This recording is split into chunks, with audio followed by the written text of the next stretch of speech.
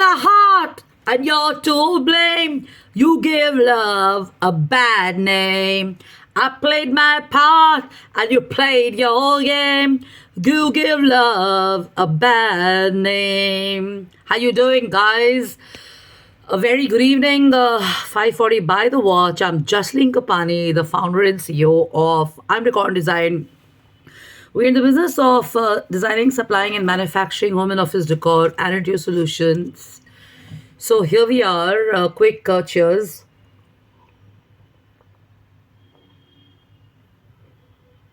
On a fantastic cup of one of my favorites, chai.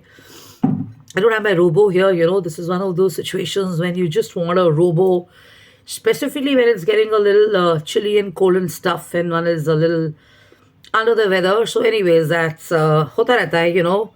So it happens in a city like Delhi. We're not robos ourselves and stuff. So falling unwell is there's something which happens in the natural course of life and stuff. So did you hear the song that I just sang out? Short in the heart, and you're to blame. You give love a bad name. I played my part, and you played your game. You give love a bad name. So that's from one of my favorite music bands. I'm heavily into music and stuff. Not that I'm into hardcore music, but yes, I'm a djembe drummer and stuff, and I'm interested in good music. And this post, unfortunately, is not about music. If you're glued into it for it, it's basically about.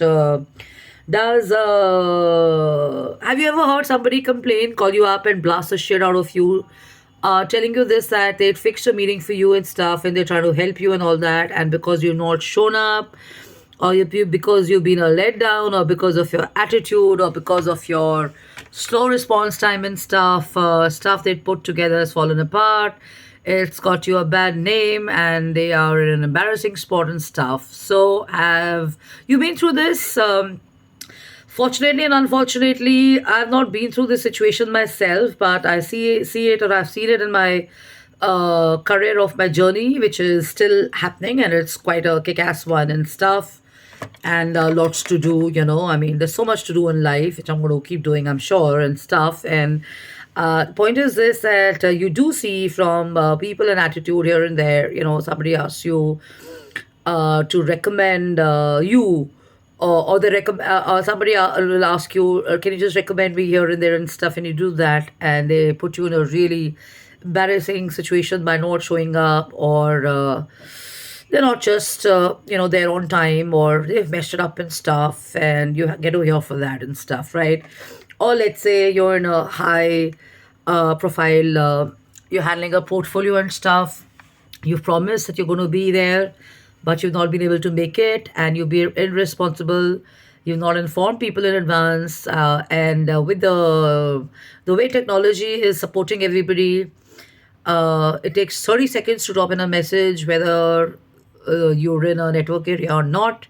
You have a phone, you have social media, you've got LinkedIn, you've got emailing, you've got a normal phone, and you got an SMS facility and stuff. You got Facebook, you got Instagram. I don't know what all you have on this planet, but the point is you can always reach anybody and everybody, provided you want to, right? So the share is about this, at shot in the heart, and you're to blame.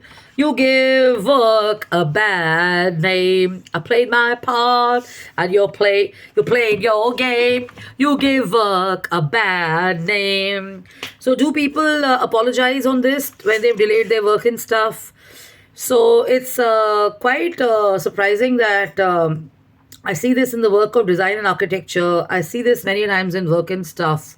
There's a campaign to be launched. There's a TV thing to be done. There's a book to be launched. There's an event to start. There is a high profile bureaucrat bilateral meeting to happen, and people are turning up late, or they don't even show up after confirming their presence and stuff and all, and they don't even have the decency to even inform the organizer and stuff like that. So how do the organizers feel? I'm sure they don't feel good and stuff, but they go around reinviting those people and stuff, and this whole process continues and stuff. So the point is, What does it reflect on people who are being invited who don't show up, who don't have the courtesy and stuff? I'm sure you can answer the question, but it definitely tells you about people that they're irresponsible and there's nothing known as accountability in their lives and stuff. So the point is, on the other side, if you're pretty, let's say responsible, you're disciplined, you've got your etiquettes in place, you respect time, you're professional, and you value time, you value a service, you value people, and you regard reaching or providing services and stuff, and you're held in high esteem and stuff. You make it a point to reach out, even if you don't have your assistant or you don't have anyone and everybody you designated to respond on your own. What does that make you? It makes you a professional. It makes you someone who's worthy of everybody's respect and who's respectful of everybody's time and energies and stuff. So the point is that if you were to kind of go for a meeting, or if you were kind of going in for a networking forum, or if you were going in for an important decision and stuff, and you keep postponing it, is it a good idea? So there is a mixed opinion to this. Procrastination doesn't work all the time, and taking action with time and a date takes. I mean, that's all that it takes. So scheduling it and everything is what helps. And does going to all the meetings actually mean everything and anything? So with this trend of networking and stuff, networking works, depends on what kind of stuff you're into and stuff. What are you selling? What are you promoting? What are the services and stuff? All of that works, yes. But the point is, does being in too many networking forums or in too many meetings every day, is it really useful and stuff? So if it's helping you close something, it's helping you get business, it's good. It's if it's just used to pass time and to just simply make contacts, just to kind of be seen, to click pictures and stuff. I mean, we are most people are networking, most people are building images, most people are wanting to get clicked here and there. They want to show off, they want to let people know we know so and so. So they click pictures. I see that happening so many times. So that's why I share sometimes that just because you've clicked a picture with someone doesn't mean you know the person. And because I'm seen with someone doesn't mean I know the person. So the point is that going to more meetings doesn't mean that you're standing out or you're bringing too much of value or substance on the table and stuff. So this is the core subject, and this is the core topic. Are you really contributing to the meeting quotient? Or do you have a narrow-minded attitude? What is it for me, and will my narrow self-interest get covered in this? Will I be advancing on my narrow self-interest, or will the long term objective of decision making, collaborations, and exchanging ideas go forward beyond me and stuff? Will my time in this space that I given uh, inculcate into anything meaningful and worthwhile? Is it going to take off as a project or a product? Is it going to get into a campaign mode? Is it going to get into a film? I don't mean a movie film. I mean a corporate film. All right, a movie film, advertising movie. Is it going to be like that? Or is it just going to be a battle of thought shares and stuff? Is it going to be a solution finding thingy, or is it going to be negative or positive? Are we going to keep consistently looking at the negative of what the team is doing wrong and what the consistent useless topics or comments have been, or are we going to focus on something constructive and positive? And you're going to kind of pick up from there and go forward. What everybody brought on the table, what is it that can help us all, align our purpose of collaboration and stuff, and how can we all benefit out of it? Have we in a meeting been able to also allocate each person with what they're going to do? Have they done what they've been asked to do? Or have they just done something behind the door, and next morning, next afternoon, next evening, behind the scene, they've done something else, and woken up and they've done something else at work and stuff? So if all of that has been answered, the latter part has been an answer, then obviously the meeting or the collaboration or the purpose of that meeting is a negative and unhealthy, useless meeting. And if it's taken off and you're kind of streamlining things to find solutions and go forward, where people are coming prepared with solutions. They're sharing their own experiences to find another plan, B, C, D, E. That's when you're going forward and stuff, and that's when you actually know your meeting is going good. So, what is the fashion that we have? So, it's so rude, I find this, that you have a meeting or something. Even at home, you'll see, you have your cousins coming in, you have your friends coming in, or you've got like children happening, you've got grandparents happening, and you're having a chat around the table and stuff, and somebody or the other is on the phone. So it's not that everybody is addicted and stuff, but it's just that the priorities are so misplaced that they don't want to put their phone aside, they don't want to have a chat with you and stuff. So if this is being extended to your office when somebody's talking on the table and colleagues and teams is on their phone and stuff, that's a very bad decorum or a very bad office protocol to have. So always a good idea to leave a message that if you're entering our office and stuff, kindly leave the phones outside, or kindly put your phones on a silent mode, and then we go forward and stuff, because the purpose of the meeting is to have a serious chat and to be taken seriously and to take the other person seriously. So when you go for an interview or when you go to meet a high profile person, you don't take your phone along for an interview, right? You're being interviewed for a job, so you put your phone on a silent mode. So similarly, when you go to meet the head of an organization and stuff, and you're having a extensive meeting and stuff, you don't always carry your phone along. If it's a very serious issue, that's when you pick up your phone. So it's very important to kind of understand that people are worthy of your attention and not unworthy.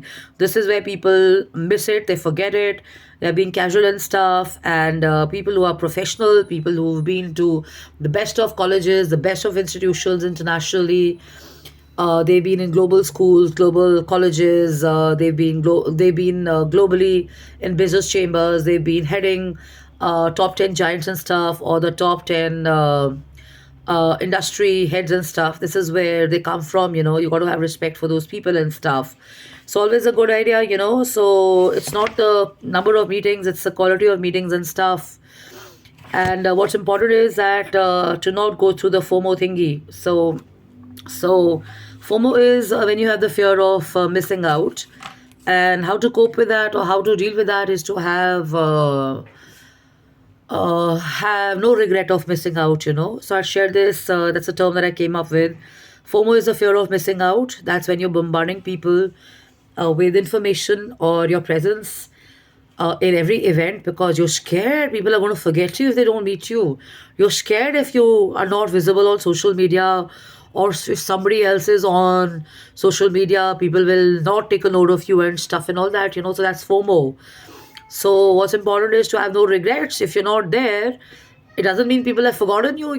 People don't have to remember you because you're visible online. That's an image that you have. And real value and real essence is, of course, when people remember you offline and stuff. If you go off the scene, people must message you and call you and ask you, where are you, how are you and stuff. So that is the real professionalism, and that's the real substance that people bring on the table and stuff and all that. And an effective way to deal with that is to yourself be in touch and stuff, and not just bore people with untimely messages all the time, because people's time is really important, right?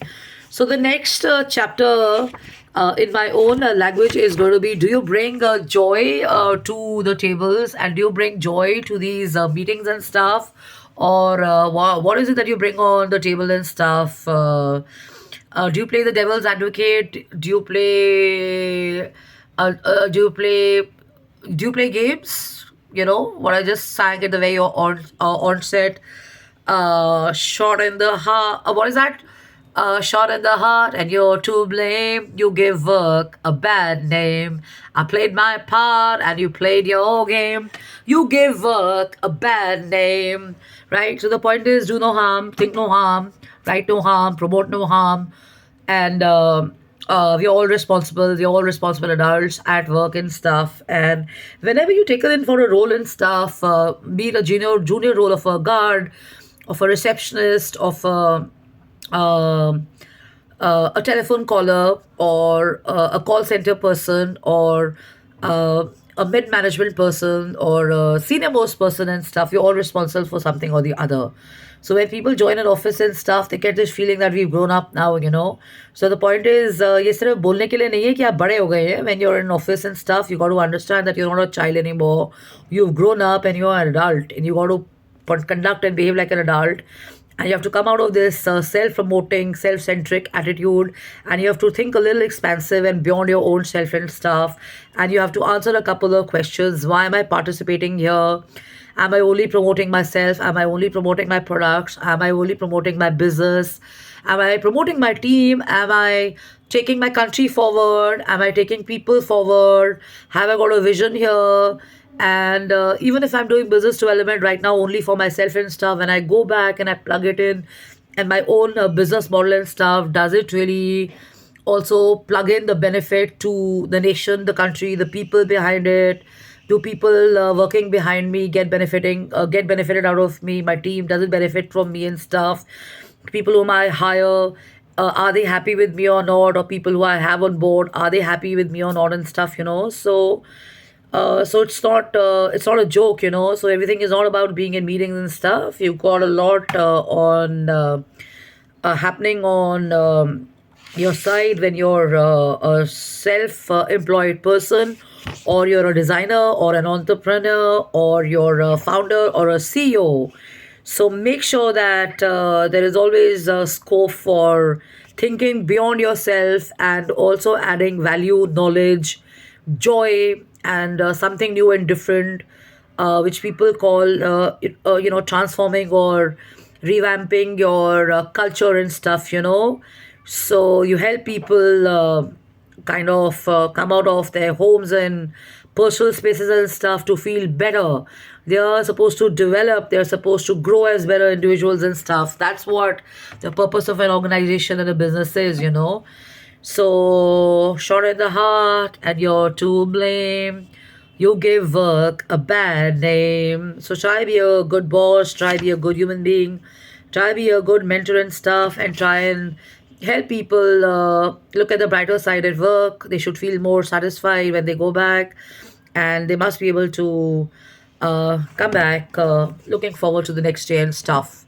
After all, pollution can also be a killer to the spirits and stuff. Office आएंगे तो कुछ मज़े तो करने चाहिए, right? So love luck and take care, have fun, have a blast, and cheers.